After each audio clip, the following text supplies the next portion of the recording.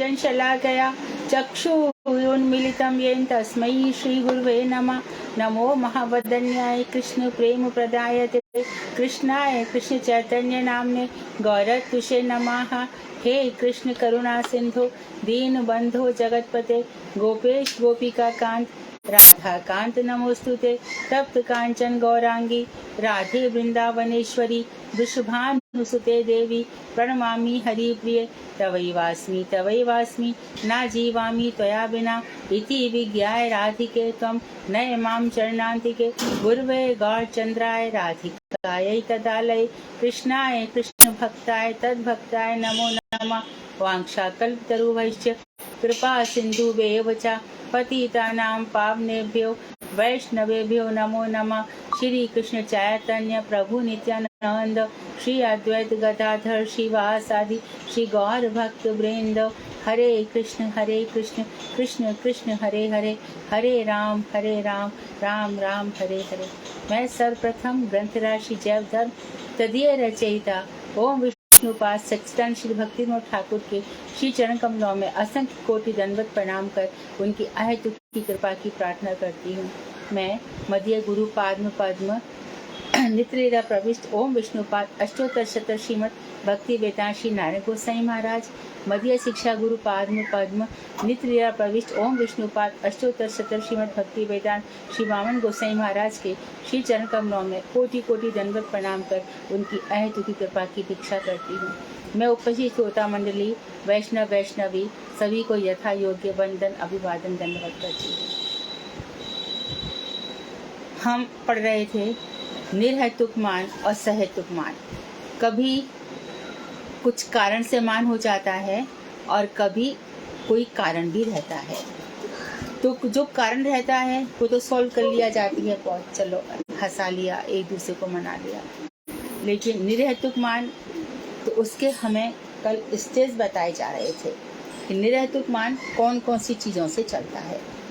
तो पूछ रहे हैं कि साम किसे कहते हैं। तो प्रिय वाक्य रचना अर्थात प्रिया को मनाने के लिए मीठी मीठी बातें बनाना ही साम कहलाता है। संसार में भी कहते हैं ना कि भैया साम दाम दंड भेद कैसे भी करके अपनी बात तो निकालो। अर्थात साम क्या, चाणक्य नीति है। साम क्या, अच्छी अच्छी बातें कर लो, मीठी मीठी बातें कर लो। तो वसुदेव जी ने भी यही किया था। जब देवकी जी का वो बाल पकड़ रहा था, केश पकड़ रहा था, वध करने को तैयार हो गया था, तब वसुदेव जी ने कितना साम बातें की उससे। तेरी बहन है, ये तेरे लिए ठीक नहीं है। उसमें फिर नीति करी कि चलो इसके जो भी बच्चे होंगे वो तेरे को दे देंगे। तो साम दाम दंड भेद चारों प्रकार की। तो इसमें भी ऐसा ही होता है। तो इसमें जो साम है वो क्या है, प्रिय वाक्य रचना। तो इसमें कह रहे हैं, हे सुंदरी राधे, बात तो ठीक ही है, मेरे इतना भारी अपराध हुआ है जिसके कारण तुम्हें मान हुआ है, किंतु तुम्हारा स्वाभाविक और बलवान स्नेह ही तो मेरा एकमात्र आश्रय है। इतनी मीठी मीठी बातें करने लगे। मेरे जीने का सहारा क्या है, तुम्हारा जो इतना स्नेह बलवान है। मैं चाहे गलती कर सकता हूँ पर तुम मुझसे तो बहुत स्नेह करती हो। ऐसी मीठी मीठी बातें भगवान राधा जी से करते हैं। अब वो कह रहे हैं कि भेद किसे कहते हैं। भेद दो प्रकार के होते हैं, अर्थात भावभंगी द्वारा अपना महात्म प्रकाश और सखियों के द्वारा उपालंब अर्थात तिरस्कार प्रयोग। बड़े भावों के साथ टेढ़ी मेढ़ी बातें बनाकर अपनी महिमा दिखा देना, ये भेद है। और सखियों के द्वारा तिरस्कार प्रयोग, इसका उदाहरण बड़ा ही सुंदर बता रहे हैं कि ये जो भेद दो प्रकार के हैं। भावभंगी वाला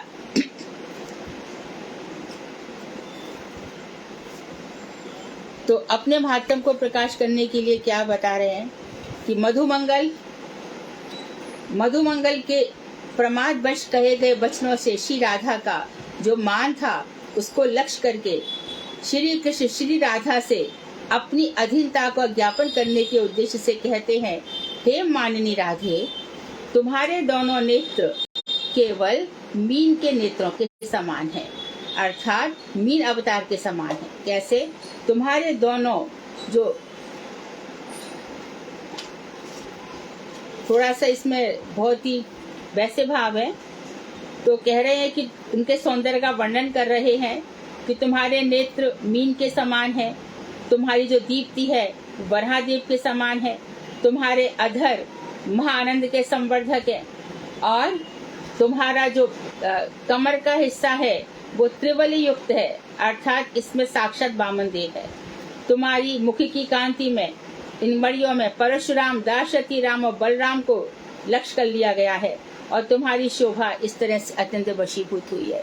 तो राधा जी के अंग अंग का सौंदर्य वर्णन कर रहे हैं। अब आपको याद आ रहा होगा कि विभावरी शेष आलोक प्रवेश निद्रा छाड़ उठ जीव, बोलो हरि हरि मुकुंद मुरारी, राम कृष्ण है ग्रीव। तो राम कौन कौन से? परशुराम है, बलराम है, दाशरथी राम है। तो वो क्या है? राम मतलब सौंदर्य, सबको अपनी ओर आकर्षित कर लेना। तो यहाँ पर राम का अर्थ है तुम्हारा जो अंग अंग का सौंदर्य है, तुम आकर्षित कर लेती हो। हे माननी, तुम्हारे संपूर्ण अंग में 10 अवतार है, मैं तुम्हारे अधीन हूँ, तुम्हारी महिमा का वर्णन कौन कर सकता है। मैं परमेश्वर हूँ, फिर भी तुम्हारे आगे इस तरह से मैं झुका जा रहा हूँ, तुम्हें प्रसन्न कर रहा हूँ। तो आंखों को मीन अवतार बता दिया, बक्षस्थल में कामदेव बता दिया, इस तरह से उनकी दीप्ति बता दी। इस तरह से भगवान उनको उनको शांत करते, उनके सौंदर्य का बखान करते। और कभी कभी वचन भंगी के द्वारा श्री कृष्ण कहते हैं, हे राधे, मेरे सब प्रकार से इसने होने पर भी तुम मेरी प्रति इस प्रकार से कठोर क्यों रहती हो? मैं तुमसे इतना प्रेम करता हूँ, फिर भी तुम मेरे साथ इतना कठोर बर्ताव क्यों करती हो? क्यों बार बार रूठ जाती हो? इसमें तुम्हारा कोई भी दोष नहीं है, किंतु दोष तो मेरा ही है, क्योंकि हे सुमुखी, मैं दशम दशा को प्राप्त हो जाता हूँ। दशम दशा अर्थात तुम्हारे वियोग में, तुम्हारे रूठने पर मेरी मृत्यु जैसी दशा हो जाती है। मैं इतनी नारियां जो मुझसे इतना प्रेम करती हैं, मैं सबको छोड़ करके देखो तुम्हारे पास आया हूँ और तुम रूठी हुई हो। तो इस तरह से भेद होता है। और उसके बाद कह रहे हैं कि दूसरा हो गया भेद किसे कहते हैं? तो इसमें औरों का तिरस्कार हुआ कि सबको छोड़ करके मैं तुम्हारे पास आया हूँ। अब कह रहे हैं कि दान किसे कहते हैं? छल पूर्वक भूषण आदि देने को दान कहते हैं। छल पूर्वक, बड़े छल के साथ भूषण आदि दिए जाते हैं तो उसको दान कहते हैं। तो इसमें भगवान कह रहे हैं कि श्री कृष्ण कह रहे हैं, काम नामक मेरा एक अत्यंत सुहृद बंधु है। काम, मेरा एक जो काम है वो मेरा सबसे अच्छा बंधु है, और तुम मेरी प्रेयसी हो। यह बात जानकर उसने तुम्हें इस हार को समर्पण किया है, अतः यह हार तुम्हारे वक्षस्थल का संग उत्सव प्राप्त करे। श्री कृष्ण द्वारा अपने हाथों को उठाकर इस प्रकार चतुराईपूर्ण वाक्य कहने पर माननी राधा के अधरों पर मुस्कुराहट खेलने लगी। तो भगवान ने क्या किया? वो जो हार है राधा जी को पहना दिया, ये दान हो गया। नति किसे कहते हैं? दीनता पूर्वक पैरों में पतित होने को नति कहते हैं। तो आप सभी जानते हो सेवा कुंज में क्या है, भगवान श्री कृष्ण राधा जी की मान के आगे इतने दीन हो जाते हैं कि उनके चरणों, कोई कारण नहीं है, फिर भी ब्रह्म में ढूंढ्या पुराणन गायन, वेद ऋचा सुन चौगुन चायन, देखो सुनियो कब हुना कि तू वह कैसे स्वरूप और कैसे सुभायन। हेरत हार पर रस खान, बतायो न लोग लोगायन। देखो दुर्यो वह कुंज कुटीर में, बैठो पलोटत राधिका पायन, बैठो पलोटत राधिका पायन, बैठो पलोटत राधिका पायन। अभी वंशी भी उनके चरणों में रख देते हैं। और हम देखते हैं कि रूप सनातन गौड़िया मठ के फर्स्ट फ्लोर पर या गुरु जी की कई किताबों में भी, या और जो हमारा गीत गोविंद है उसमें भी कई चित्र ऐसे हैं जहाँ श्याम सुंदर अपनी वंशी उनके चरणों में रख देते हैं। और क्या कहते हैं? स्मर गरल खंडनम मम शिरसी मंडनम देहि पद पल्लम में उतारो। स्मर गरल, कामदेव के विष को खंडित करने वाला, जो मेरे सिर का आभूषण है, राधे तुम ये पद मेरे मस्तक पर रख दो। अब भगवान श्री कृष्ण जब जयदेव जी के हृदय में ये बात आई तो वो लिखने लगे। लिखा नहीं जा रहा था कि ये मुझे क्या हो रहा है, कैसी स्फूर्ति हो रही है। जयदेव ने अपनी पत्नी पद्मा से कहा, पद्मा मैं स्नान के लिए जाऊंगा। ठीक है, चले गए।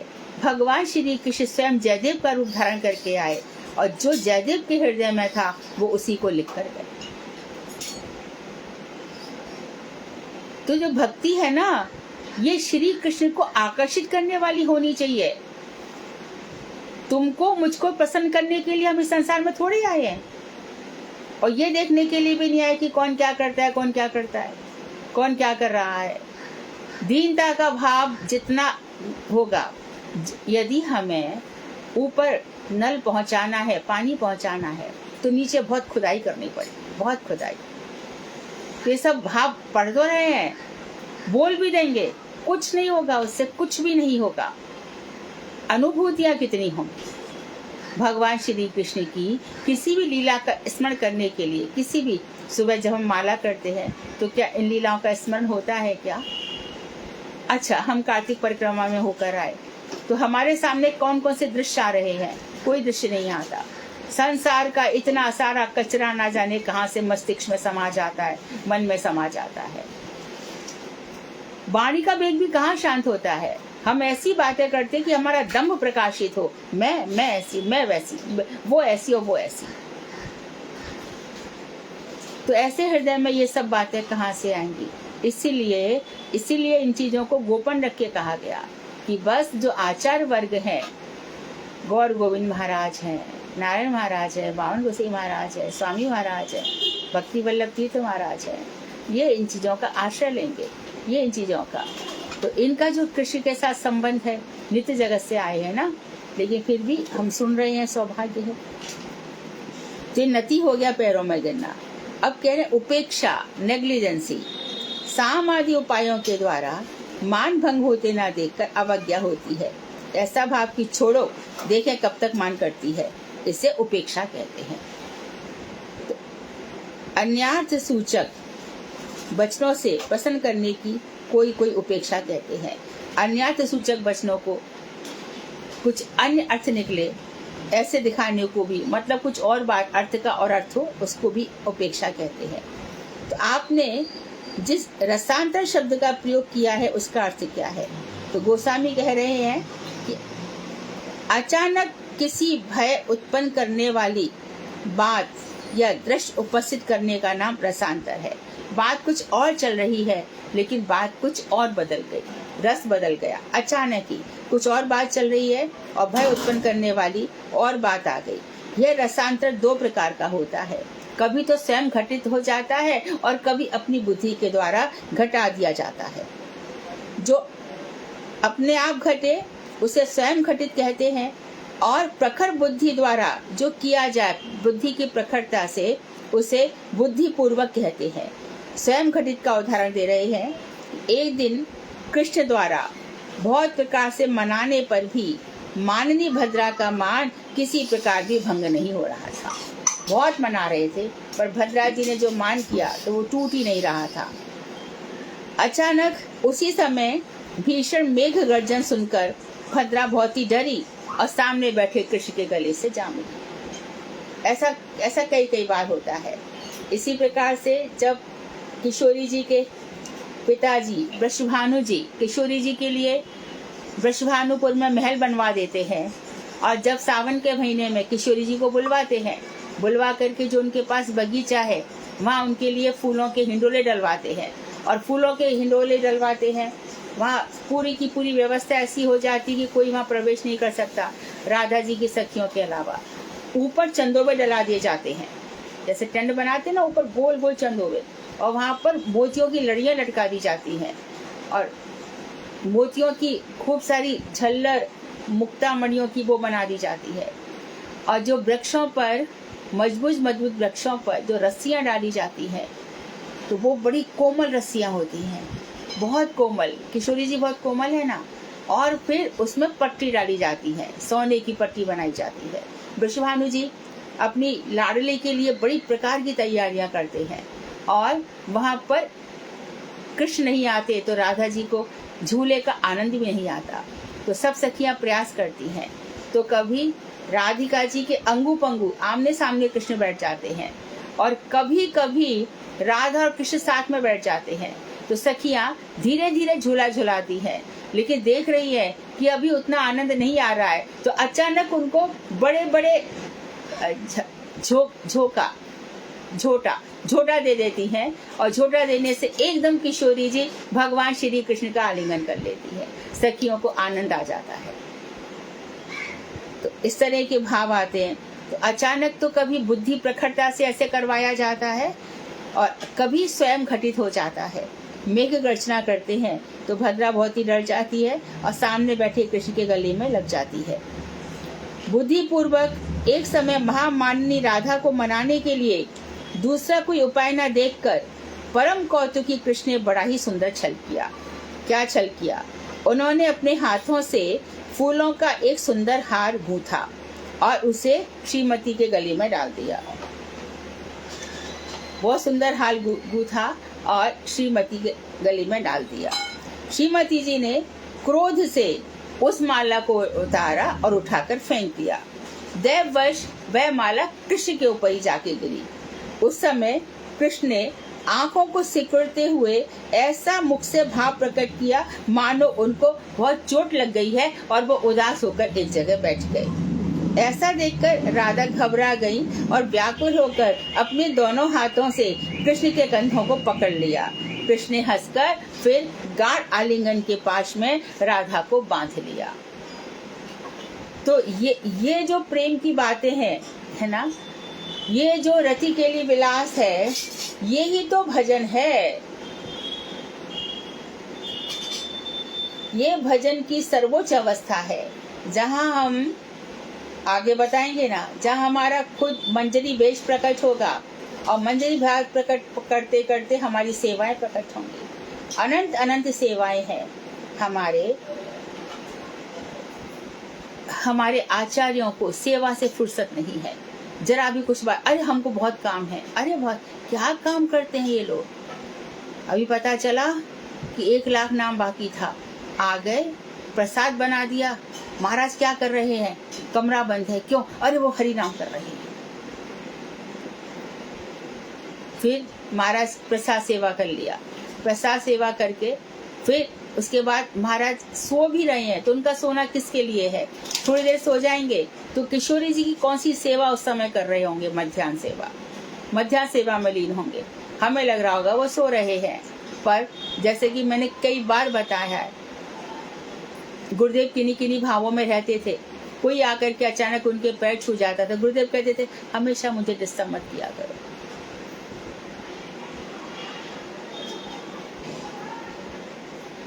तो जिन गुरुजी के एक दर्शन के लिए, देखो हम तो ब्लेस्ड हैं, उनके साथ उठे हैं, बैठे हैं, खाया है, पिया है, रूठी है, मान किया है, झगड़ा किया है, सब कुछ किया है।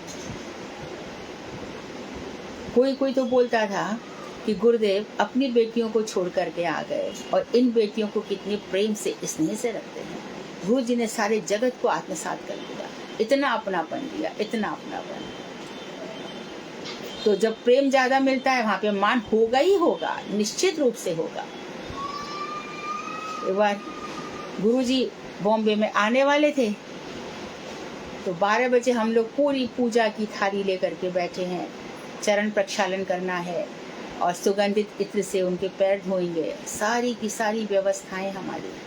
और गुरुजी को आने में लेट हो रहा है, 11 बज गए, 12 बज गए, 12:30 बज गए, और मुझे तो मान हो गया।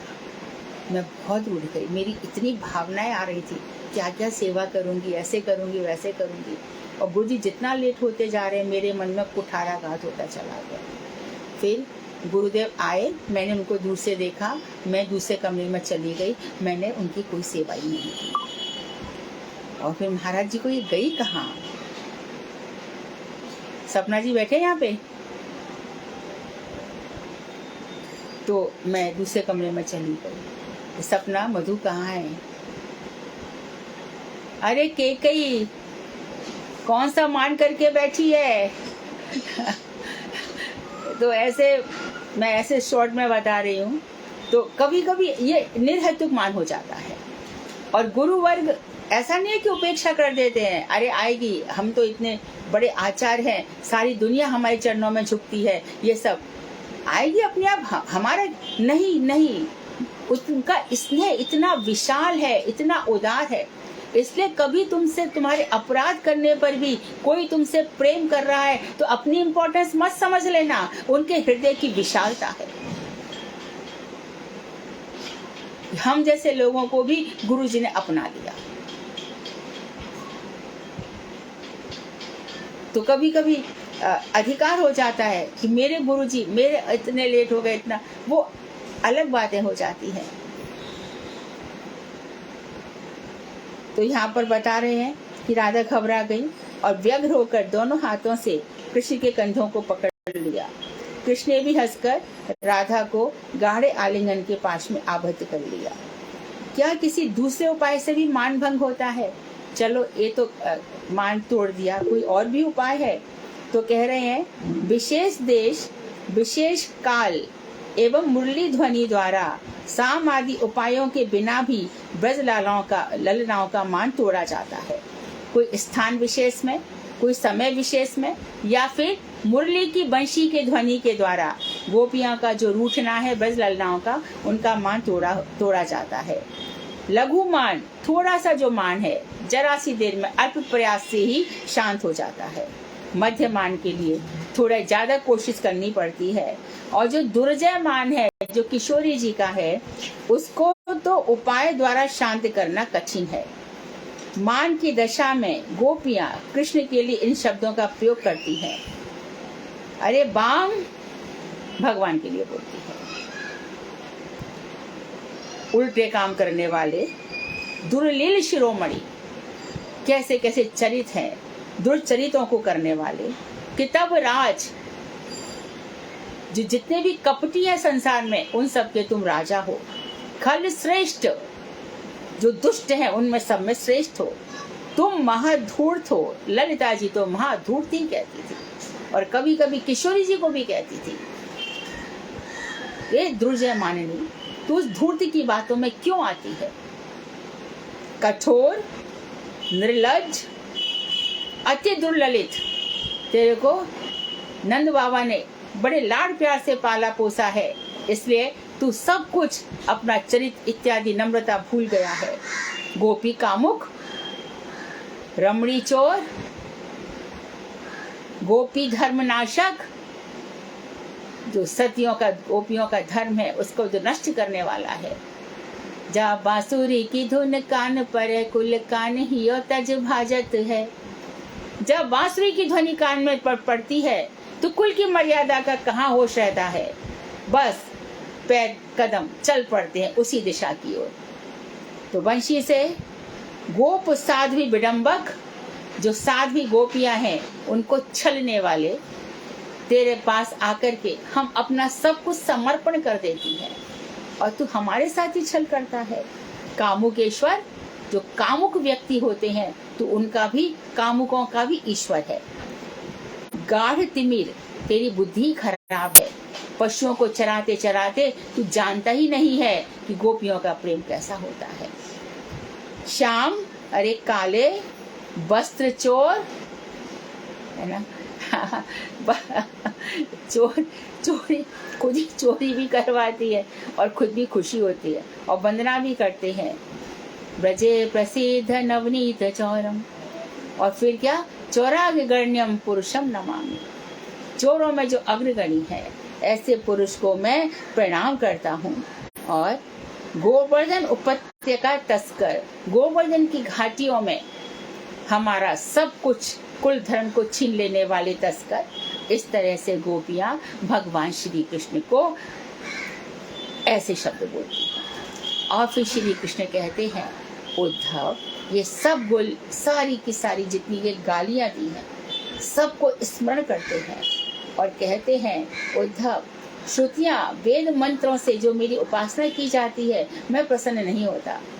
क्यों नहीं प्रसन्न होते आप ही के निश्वास से तो वेद निकले हैं, आप ही तो संसार में 4 वेद प्रकट करे हैं, उन्हीं से तो आपकी उपासना की जा रही है। संसार में किसी की भी क्षमता नहीं है एक मंत्र बना करके आपको प्रसन्न कर सके।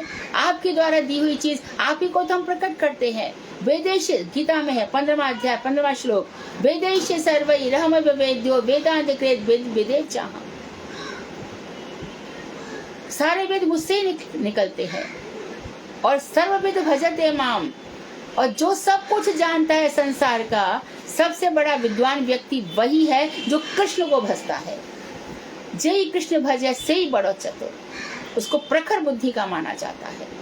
इसने सारा गीता का ज्ञान दे दिया। अर्जुन को गीता का ज्ञान चाहिए था और परीक्षित को श्रीमद् भागवत का ज्ञान चाहिए था। ध्रुव की 5 महीना की तपस्या में आ गए और ब्रह्मा जी को 60,000 वर्ष तपस्या करनी पड़ी। प्रहलाद जी तपस्या नहीं कर रहे हैं। प्रहलाद जी तो यहाँ वहां उनको कैसे कैसे दंड दिए जा रहे हैं, उनका शरीर ही कोमल बना दिया।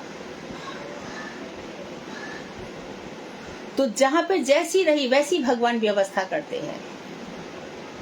जो श्रुतियां हैं, मंत्र हैं, ऋचाएं हैं, उनसे भी भगवान प्रसन्न नहीं होते हैं। भगवान कह रहे हैं, अच्छा तो आपको जब स्नान कराया जाता है, ओम से शीर्षा पुरुषा, आपको आपको पुरुष सूक्त से स्नान कराया जाता है। आपका पुरुषावतार हम बताते हैं। आपके 3 अवतार हैं, कारण अर्णवशाही, गर्भोदशाही, क्षीरोदशाही। कितना बखान करते हैं ऋचाएं, तब आपका हम स्नान इत्यादि अभिषेक कराते हैं, तो भी आप प्रसन्न नहीं होते। नहीं, ये सब भी मुझे पसंद नहीं होते।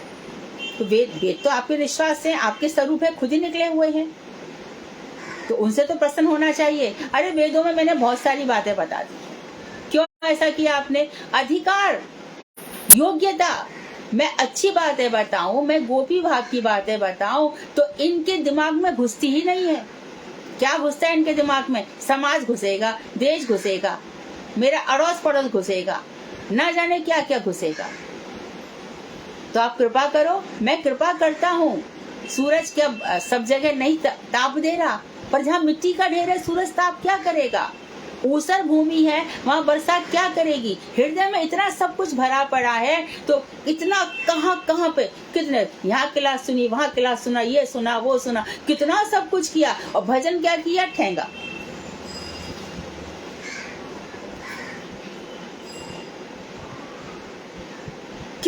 कितना सब कुछ हो रहा है। कभी पूछो तो वो बोलते हमारी क्लास में इतने लोग आते, हमारी क्लास में इतने लोग आते, हमारी क्लास में इतने लोग आते हैं। कहाँ पे कमी पड़ रही है?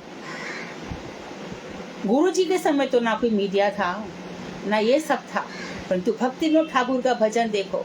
भजन इसको कहते हैं।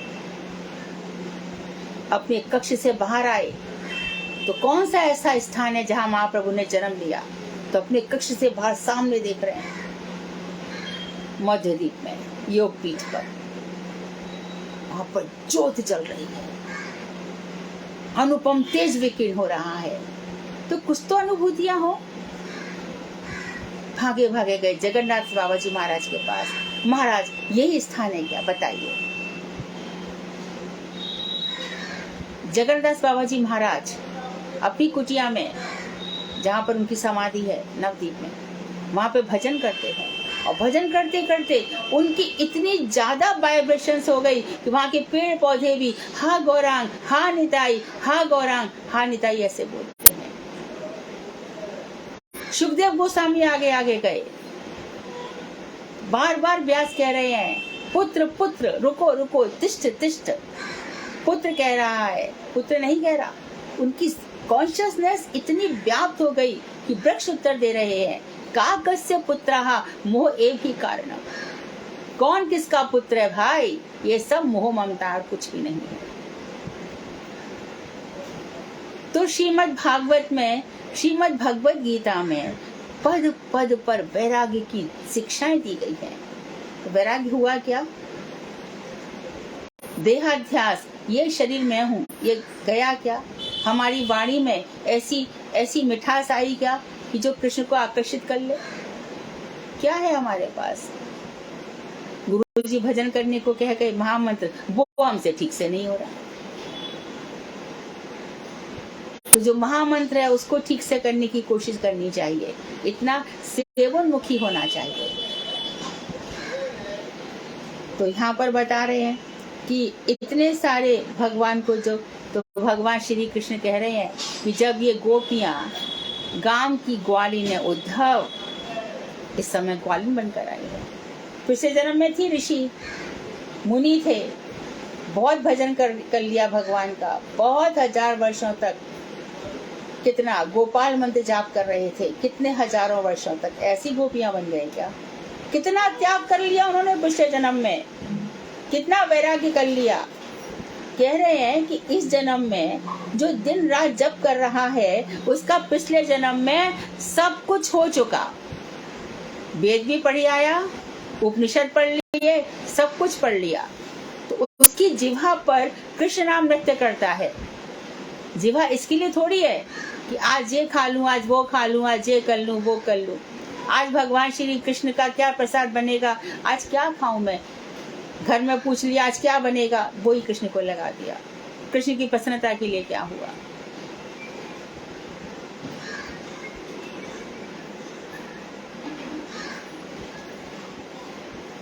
भगवान श्री कृष्ण चारों तरफ अपना सब कुछ छोड़ गए हैं। गिरिराज गोवर्धन छोड़ गए, निज निकट निवासम देहि गोवर्धन। तो कौन इसका आस्वादन करेगा? प्रमद मदन लीला कंदरे कंदरे ते रचयति नव युनर्दन मस्मीन मंदम इति किलकलनार्थम लग्न सद्वयोर में निज निकट निवासम देहि गोवर्धन। तो ब्रज 84 कोष में भगवान की कितनी लीला स्थल है, तो भजन भी करते नहीं है, उन लीलाओं का चिंतन भी नहीं करते हैं क्या, और कथाएं सुन सुन के वैराग्य भी नहीं आ रहा है। तो फिर क्या कर रहे हैं हम? क्या अपना कैलकुलेशन तो करो कि हम कर क्या रहे हैं, क्या मिल रहा है, what I am getting, am I pleasing each. हम खाली एक दूसरे को संतुष्ट कर रहे हैं? नहीं, भजन तपस्या है। तो ये सब जो बातें हैं ये बहुत सिद्ध अवस्था की बातें हैं। यहाँ पर हरा राधे संबोधन है और हरे राम भगवान श्री कृष्ण राधा जी के साथ रमण कर रहे हैं। जब ऐसे ऊंचे भाव हो जाते हैं तब गोपाल भट्ट गोस्वामी के लिए क्या शालिग्राम शालिग्राम रहते हैं, फट करके एकदम फट करके प्रकट हो जाते हैं। ऐसी हमारा हृदय भक्ति में फटना चाहिए, बुक जो फट जाता है।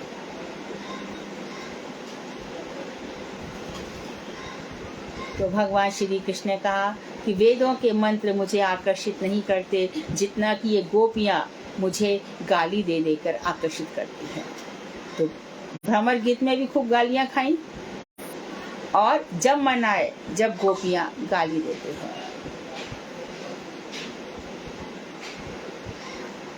भगवान श्री कृष्ण से तू कौन है? ढोटा, ढोटा मतलब जो एकदम वैसा लड़का है, जे ढोटा नंद कौरी जो गनिया बनाए गए, और हमें तो जो गनिया बनाए गए। तो इस तरह से ये जो इनमें बहुत रस भरा पड़ा है, जहाँ पर जो हमारा सतित्व है कोई हमें छू नहीं सकता। भगवान श्री कृष्ण के आगे इतनी भगवत्ता, इतनी चेतना हो जाती है, कृष्ण कॉन्शियसनेस, कि गोपियों को ये सब अनुभूतियां होती हैं। इसीलिए वो कितब राज कहती हैं, मधुप मधुप कितब बंधो माम स्पृशांग्रीं सपत्ना। मेरे पैर मत छू, तेरी मूछों में अन्य नारियों का कुछ कुमकुम लगा है, हट यहाँ से। वो कहाँ किसी से प्रेम करता है, फिर कितने उदाहरण दे देती है। जैसे पक्षी एक वृक्ष से उड़कर दूसरे वृक्ष पर चला जाता है, जैसे विद्यार्थी एक जगह विद्या पढ़ करके फिर उस स्कूल को छोड़ करके मुंह भी नहीं देखते हैं। आचार को छोड़ जाते हैं। और जिस प्रकार से एक वेश्या जब मतलब निकल जाता है उस पुरुष को छोड़ देती है, क्या क्या गोपियां नहीं कह रही हैं उनसे। ऐसे एक बार हमारी अधर सुधा का पान किया और यहाँ से चला गया।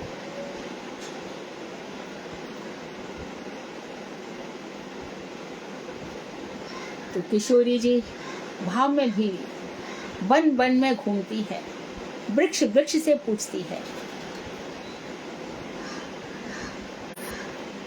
नदियों से पूछती है, नदियों की प्रशंसा करती है, हिरणियों की प्रशंसा करती है, मेघों की प्रशंसा करती है कि वो भगवान श्री कृष्ण की कुछ तो सेवा कर पा रहे हैं, मैं क्या कर रही हूँ। उद्धव प्यारी में बैठते हैं, गुरु जी का फेवरेट स्थान। यहाँ पर सब सखियां बैठ जाती हैं, उद्धव से पूछती है, कहो ना, कहो उद्धव, उनकी कुछ बातें सुनाओ ना। तो ये भजन की शिखरता पर ये चीजों की अनुभूतियां होंगी, जहाँ पर हृदय बिल्कुल प्रेम रंग में रंग जाएगा। अब पूछ रहे हैं कि प्रेम वैचित्र्य किसे कहते हैं, तो ये तो रोज कथाओं में आप सुनते ही हैं। प्रियतम के निकट प्रेम सरोवर में दोनों प्रिया प्रियतम, राधा निकली भी कहाँ से हैं? भगवान श्री कृष्ण की जो सच्चिदानंद स्वरूप है, आनंद स्वरूप है, वही इलाही शक्ति राधा है। उन्होंने अपने आनंद के लिए राधा जी को वाम भाग से प्रकट किया। दोनों एक ही स्वरूप हैं, उनकी स्वरूपा शक्ति अंतरंगा शक्ति है, राधा जी उन्हीं की स्वरूपा है। दोनों एक ही है, एक होकर के चैतन्य महाप्रभु बन जाते हैं। तो ना सो रमण ना सो रमणी, कौन रमण है कौन रमणी है, दोनों एक ही हो गए। हरे कृष्ण ये साधन अवस्था है, और हरे राम ये सिद्ध अवस्था है।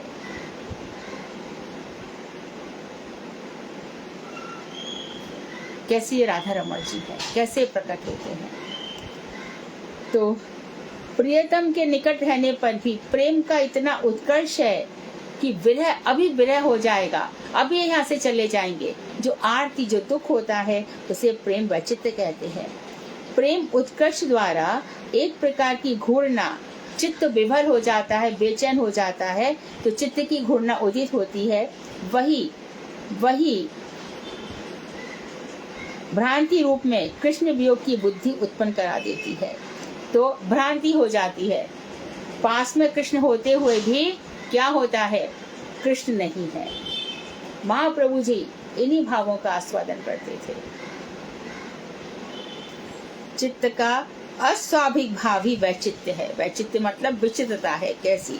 अस्वाभाविक। सीधी सादी बात है, आपके साथ बैठे हैं और आप सोचे वो चले गए और आप एकदम मूर्छित होकर गिर गए, ये प्रेम वैचित्र्य है। अब कह रहे हैं कि प्रवास किसे कहते हैं। प्रवास कहते हैं ना, प्रवास में चले गए, प्रवास दूसरी कहीं चले गए। मिलन के पश्चात नायक और नायिका के बीच देशांतर, दूसरे देश में चले जाना, स्थान पर चले जाना। ग्रामांतर, दूसरे गांव में चले जाना। रसांतर, कोई रस और आ जाना। और स्थानांतर, इस व्यवधान बाधा को प्रवास कहते हैं। इस प्रवास रूप विप्रलंभ में, इस प्रवास वियोग में क्या क्या, कौन कौन से चीज होती है, कौन कौन से व्यभिचार भाव होते हैं।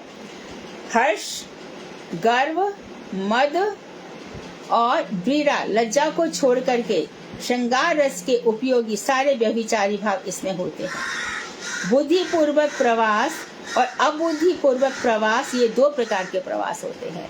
एक तो बुद्धि पूर्वक होता है, एक अबुद्धि पूर्वक होता है। बुद्धि पूर्वक दूर जाना कैसा होता है? कार्यवश कहीं दूर चले जाने का नाम बुद्धि पूर्वक प्रवास है।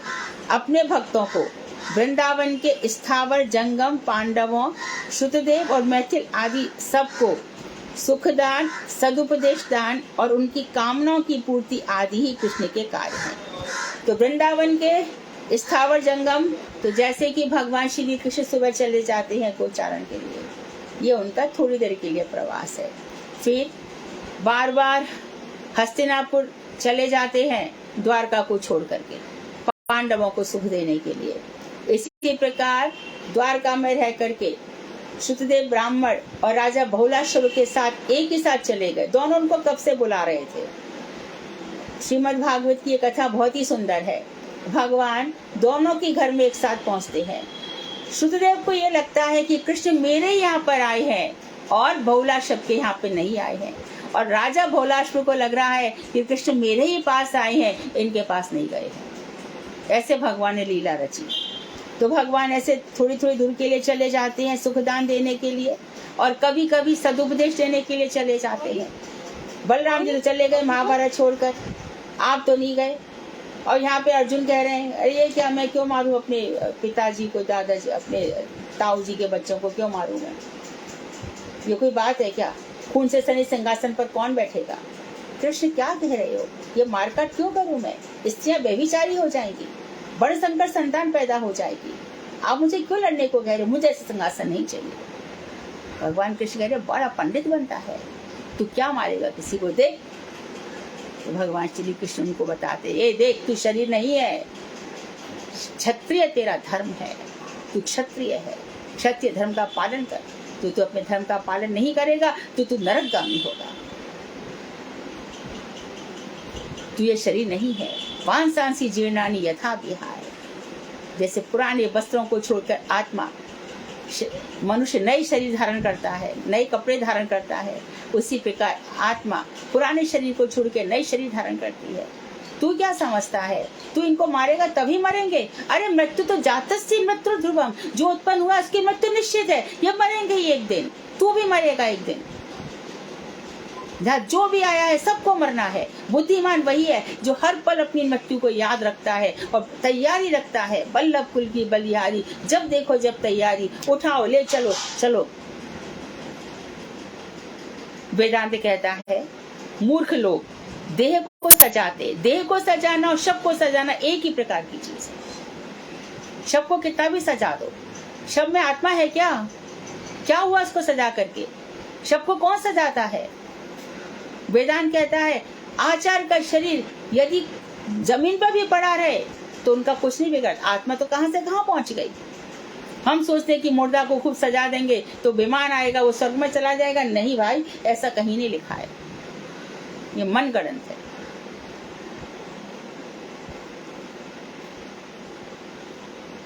तो शरीर को, इस शरीर को सजा लो या मुर्दे को सजा लो, दोनों एक ही है। आत्मा निकल जाएगी तो शरीर में क्या रखा है? तो आत्मा का ज्ञान सबसे पहले है, फिर जो आत्मा का ज्ञान है उसके बाद जो आत्मा का शुद्ध स्वरूप है, मंजरी स्वरूप, ये उसका ज्ञान है। देह में तो है ही, कौमार अवस्था आएगी, जवान आएगा, बूढ़ा हो जाएगा, देखते देखते काले बाल सफेद हो जाएंगे, देखते देखते मुंह बिचक जाएगा, देखते देखते सब शरीर में जो हाथ है सिकुड़न हो जाएगी, जो मिट्टी है, और शरीर जो है यहाँ का यहीं रह जाएगा। पंचभूत में मिल जाएंगे। फिर नया शरीर में फिर पंचभूतों से कुछ लेकर के, एक चींटी में भी पंचभूत होते हैं। चींटी को मारो, चींटी मर जाएगी तो उसका दिखता है ना मरी हुई, वो मिट्टी है कि नहीं है? आत्मा निकल गई, चल नहीं रही है।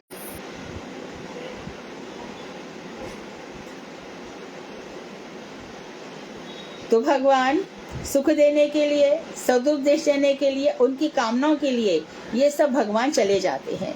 कभी कुछ दूर चले जाते हैं, कभी ज्यादा दूर चले जाते हैं। तो जो ज्यादा दूर, सुदूर प्रवास 3 प्रकार का होता है, भूत, भविष्यत और वर्तमान। सुदूर प्रवास में परस्पर संवाद का आदान प्रदान होता है। कभी पास में चले गए तब तो क्या संवाद भेजेंगे, है ना? वहां तो पहुंच जाती हैं सखियां जब गौचारण के लिए भगवान जाते हैं, और सुदूर जब दूर जाते हैं तब वहां पर फिर संवाद भेजे जाते हैं, वहां पर आदान प्रदान होता है। फिर वहां पर दूर जाकर के, मथुरा जाकर के उद्धव जी को भेजते हैं। जब यज्ञ इत्यादि करते हैं तब भी बृहद भागवत में वर्णन आता है। जो कंस की मैया है पद्मा, बोलती है कि बहुत इसने, यशोदा ने हमारे लाला के लिए 10-12 साल क्या रख लिया, खूब उससे गैया चरवाई। अरे बेचारे को पादुका, चरण पादुका, चप्पलें भी नहीं पहनाई, नंगे पैर घुमाया इसने।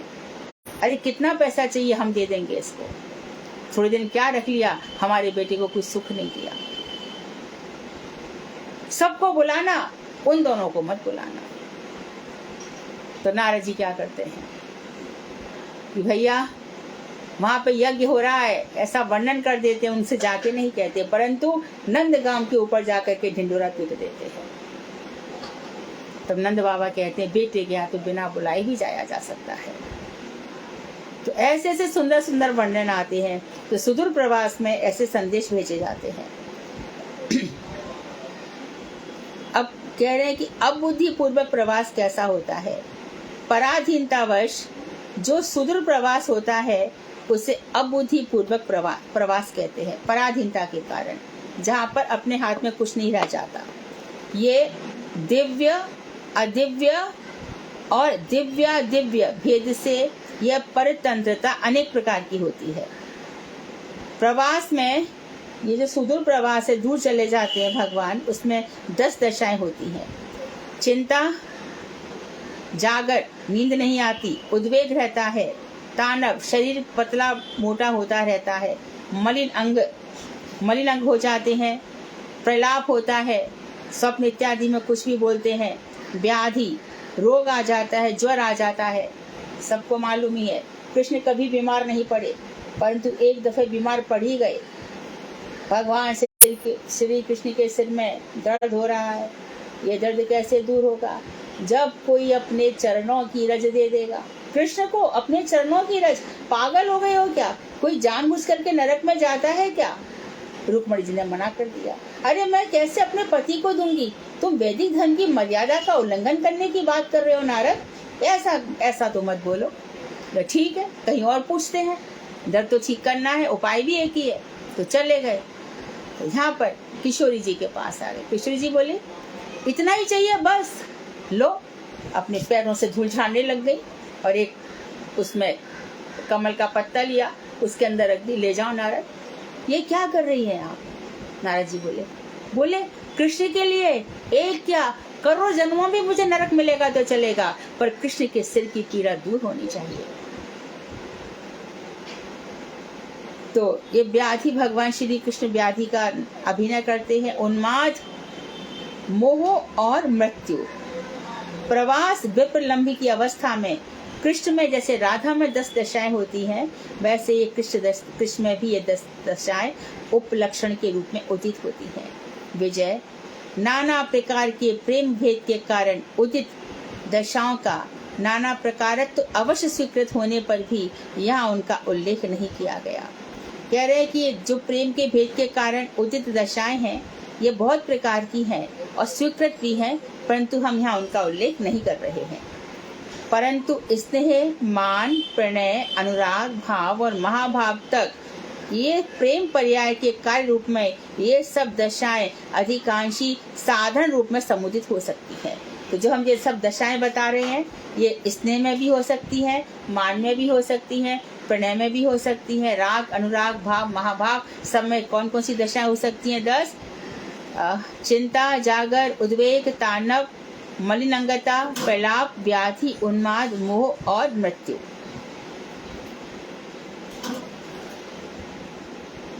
अधिकंतु मोहन दशा में श्री राधा में असाधारण दशा प्रकटित होती है और हम उसका वर्णन पहले कर आए हैं जब हमने मोहन दशा का वर्णन किया। रूढ़, अधिरूढ़, मोहन, मादक। किसी रस शास्त्रकार ने करुण को एक पृथक विप्रलंभ माना है। जो करुण रस है उसको पृथक विप्रलंभ माना है, परंतु करुणा विषयक विप्रलंभ प्रवास का ही प्रकार भेद होने के कारण यहाँ पृथक रूप से वर्णन नहीं किया गया। तो करुणा विषयक विप्रलंभ, जिसमें बहुत करुणा रहती है। राधा जी की कैसी स्थिति है? हंस को दूध बना करके राधा जी, ललिता जी भेजती है, हंस जाओ श्री कृष्ण के जाकर के कहो, बस अंतिम सांसें चल रही है। तो भगवान श्री कृष्ण के द्वारा करुणा भाव पैदा करवाना, वो सब इसमें वियोग में ही आ जाएगा, इसलिए करुणा का अलग प्रकार से वर्णन नहीं किया गया। तो अभी आप जब बोलोगे हे कृष्ण करुणे के सिंधु, तो विरह भाव आएगा ही आएगा। आप करुणा करो, आपके विरह में हम दिन रात जल रहे हैं।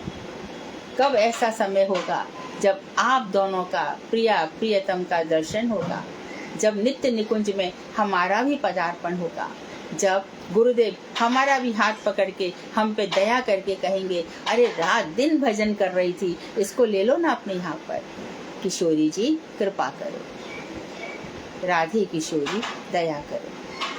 तो इस तरह से, इसलिए इसका वर्णन नहीं किया गया।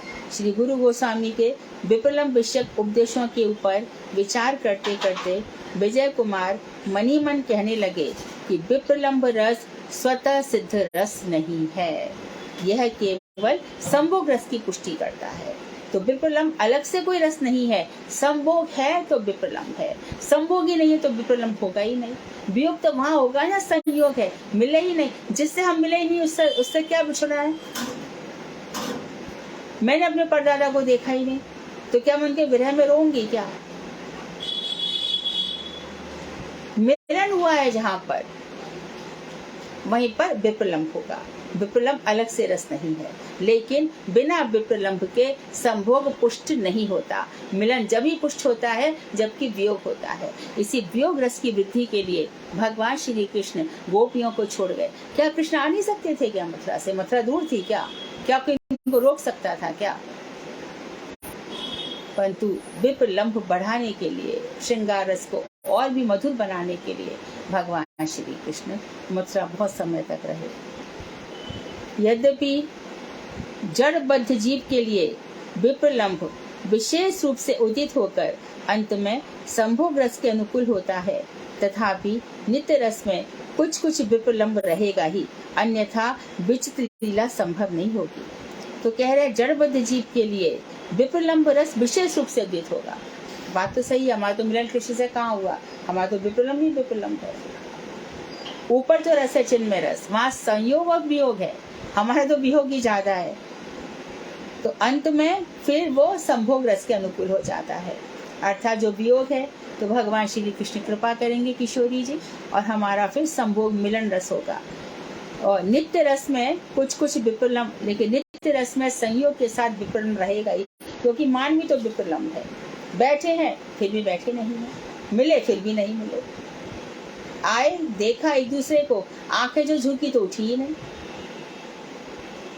एक दूसरे को देख के मुस्कुराना चाहते हैं, परंतु गुरुजन बैठे हुए हैं, कैसे आंखें उठे? अन्यथा विचित्र लीला जो प्रेम वैचित्र है, ये वियोग के बिना संभव नहीं होगा। वांछा कल्पतरुवैश्य कृपा सिंधु बेवचा पतितानां पावनेभ्यो वैष्णवेभ्यो नमो नमः।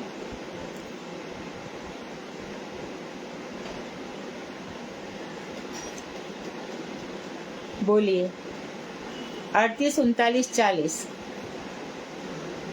हम प्रश्न उत्तर सेशन इसलिए नहीं रख रहे हैं, आपका सुझाव भी ले रहे हैं, क्योंकि सब डायरेक्ट क्वेश्चन आंसर हैं। फिर भी आप कहेंगे तो मैं रख सकती हूँ, उन्हीं चीज़ों को सबकी डेफिनेशन दी गई है, आप चाहें तो रख सकते हैं, और नहीं तो जिस तरह से प्रश्न उत्तर है आप जैसा कहें।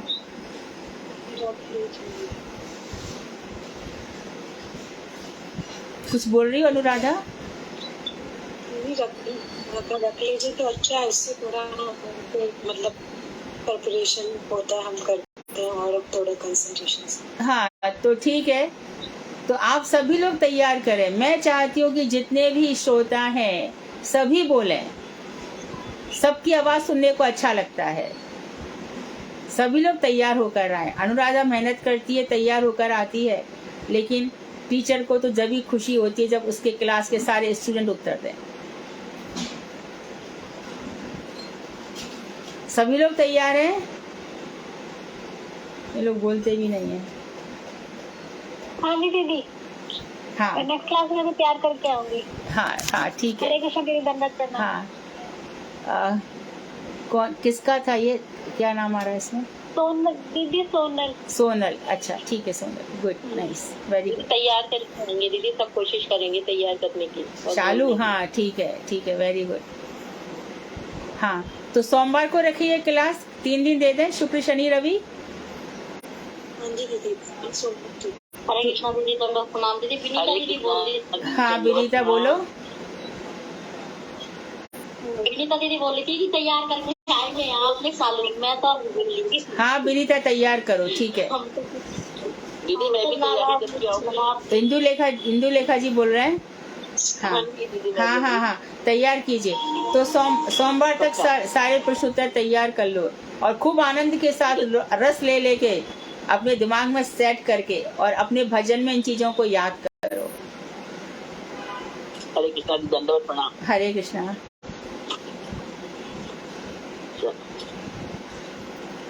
दीदी इस लाइन का मीनिंग क्या हुआ? जैसे लास्ट में अभी आपने बोला, यद्यपि जड़ बद्ध जीव के लिए विप्रलम्ब रस विशेष रूप से उदित होकर अंत में संभोग रस के अनुकूल होता है, तथापि नित्य रस में कुछ कुछ विप्रलम्ब रहेगा ही।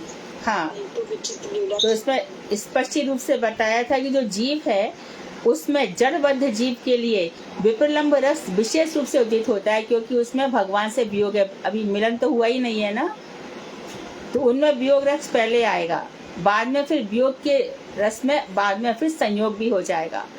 नित्य जगत में भगवान से मिलन हो जाएगा, वो संभोग रस के अनुकूल ही होता है।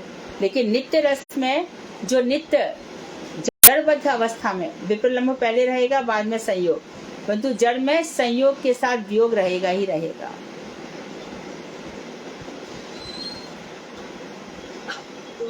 जड़ अवस्था होगी तो वियोग के साथ संभोग रहेगा ही।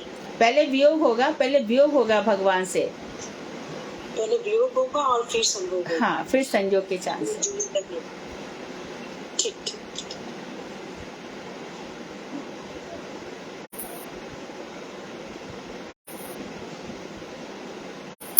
आप सब लोग चैतन्य महाप्रभु का शिक्षामृत खरीद के रखें। छोटी सी पुस्तक है, 80 या 100 रुपए की कुछ आती होगी, परंतु बहुत भक्तिविनोद ठाकुर की पुस्तक, बड़ा गहरा रस है।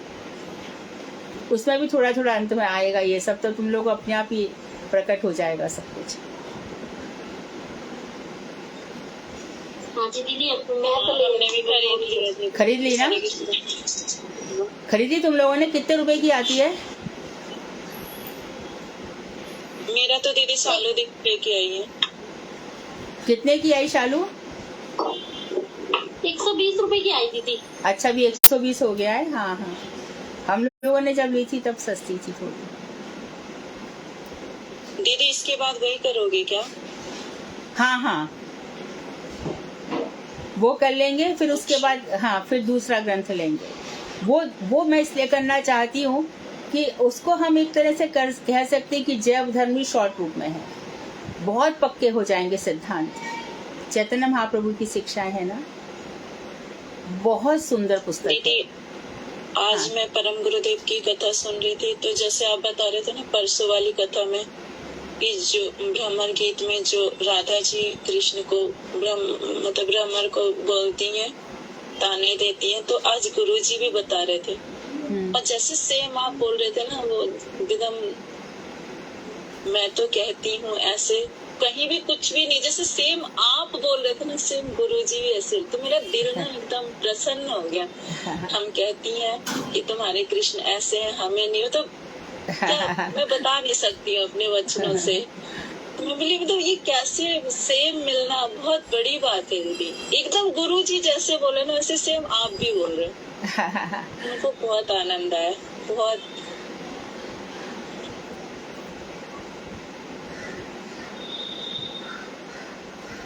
बहुत सी ऐसी बात है रूबी, मन करता है कि ये सब बातें ऐसे क्यों हो रहा है, शेयर की जाए, लेकिन कभी कभी ऐसा होता है कि कोई ये ना समझ ले कि ये दम्भ है, या कभी ऐसे फिर मैं अपने आप को क्या संकोच कर लेती हूँ।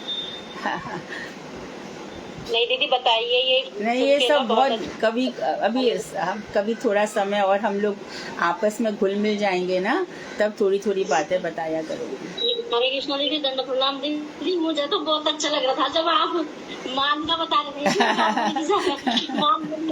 मेरा तो इतनी हंसी वो मुझे मुस्कान थी। देखो वो बहुत हंसी की बात है। इसलिए होना चाहिए दीदी, है ना? ऐसे उनको भी ना समझते हैं सब, ये शिष्य मतलब इसकी क्या क्वालिटी है, और ये गुरुदेव को पता होता है दीदी। मैं ना मुक्ति जी है और उन्हें सब कुछ हाँ भगवान का ही हाँ रूप है ना, हमारी अंदर की सब बातों का पता रहे दीदी। हाँ हाँ, वो अंतर्यामी होते हमारे हैं। मन में क्या क्या चल रहा है अपने आप ही पता रहे। मैं अपने गुरुदेव से ये बात ना नोटिस करती हूँ।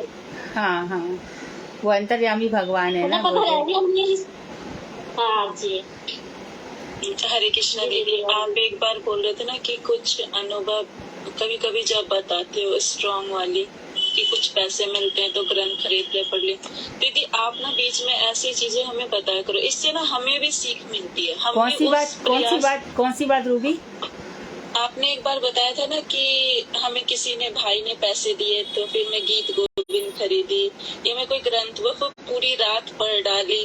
आप बता रहे जैसे हमें कोई पैसा देता है तो उसका कुछ भक्ति में सेवा में लगा, तो दीदी इससे हमें भी प्रेरणा मिलती है। आप ना बीच बीच में अपनी अनुभव बताया करो, जिससे मैं अपनी बात कर रही दीदी, मैं तो सीखती हूँ। दीदी मेरे साथ भी, मैं भी ना कोई मुझे पैसा देता है ना, वो 100 रुपया दे 50 रुपया दे, मैं उसको रखती हूँ, फिर उसको ना भजन के सेवा में लगाती हूँ। ठाकुर जी के लिए ले लिया, कोई ग्रंथ ले लिया, या ऐसी करती दीदी मैं। तो उस दिन ना मेरा हृदय बड़ा आनंद हुआ कि दीदी से भी आज ये सीख मिली मुझे। आप दीदी बताया करो, हमें तो अच्छा। जरूर जरूर।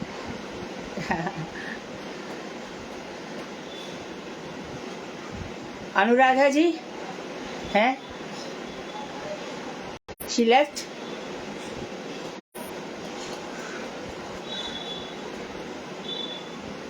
हरे कृष्णा दीदी, मैं एक चीज ना और देख रही हूँ, पता नहीं मुझे बोलना चाहिए कि नहीं। पहले ना हमारे इस क्लास में ना 40 लोग जुड़ते थे, अब पता है मात्र 20-25, इससे ज्यादा नहीं। पता नहीं क्यों, मुझे नहीं पता इतने लोग ऐसे कहाँ देख रहे। ये लिंक में काफी लोग फेसबुक पे देखते हैं रूबी, फेसबुक पे तो है 150-200 लोग। अच्छा, नहीं क्लास में भी थे दीदी, अब पता नहीं लिंक से नहीं जुड़ पा रहे या कुछ कारण से अब बहुत कम हो गए। हाँ हो सकता है, पर फेसबुक पे बहुत है।